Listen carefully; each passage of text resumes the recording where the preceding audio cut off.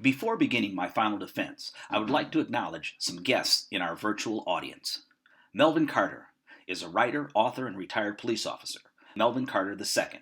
In addition, Mr. Carter is the father of St. Paul's first African-American mayor, Melvin Carter III. Thank you for being here. Kakai Umpa.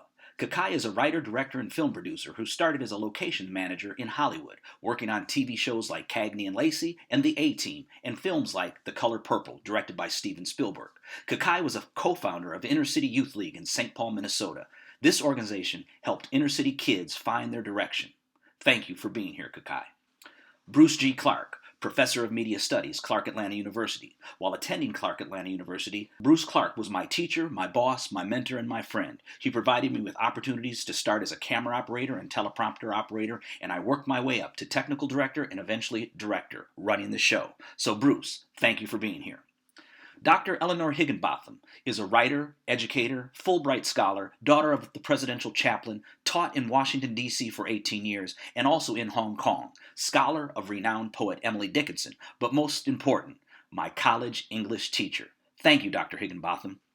Dr. Herb Eichelberger. For over 30 years, Dr. E., as we called him, has taught and mentored filmmakers as an associate professor of film at Clark Atlanta University in Atlanta, Georgia. Two of his most famous students are Monty Ross and Spike Lee. He gave me the opportunity to work with Spike Lee on Spike's second feature, School Days. So thank you, Dr. E. And Ron Rogozewski.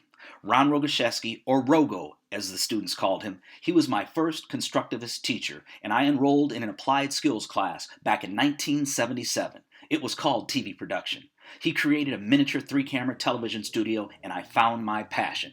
By the time I reached 9th grade, Ron Rogo had moved to Central and started the TV production class at the high school level. While at Central, I produced a weekly variety show called Central High Take One. His class improved school climate and was at the forefront of media and education. So Ron Rogo, you are responsible for me being here today, and I would like to thank you, Ron. And as I'm sure all of you are aware, it takes a whole village to raise a child. So let's get this show on the road, shall we? Finish eating lunch yet? Well, check it out. I'm going to give y'all maybe about another half minute or so, but then we got to roll this show we're finna do here. Now, it's going to be live, so y'all better just run around the lunchroom, collect up all your friends, and get them to come check out this deal here, all right? So I'm going to be waiting. I guess you're wondering why I'm going over all these trivial details. Well, I'm a senior, and this is the last show I'll be producing here at Central. And it may not mean a thing to you, but it's something that I'll cherish for the rest of my life. And when the votes are all in and counted, yeah, you can say I produced some bum video. But on the other hand,